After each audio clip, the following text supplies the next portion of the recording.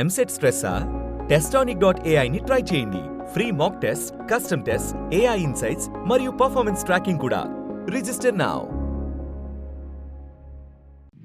ఇకపోతే మా నాన్నగారు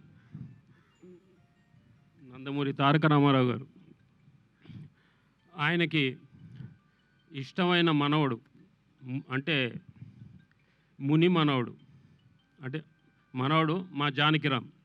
ఎందుకంటే మా జానకిరామ్ మూడో తరానికి అందరికంటే పెద్ద మనవడు.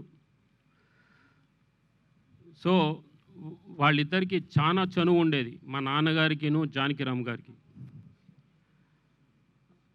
ఆ నేపథ్యంతో ఇక జానకిరామ్ గారు స్టేట్స్ వెళ్ళటం జరిగింది. ఆయనకి 2 పిల్లలు అక్కడే పుట్టారు, అమెరికాలో.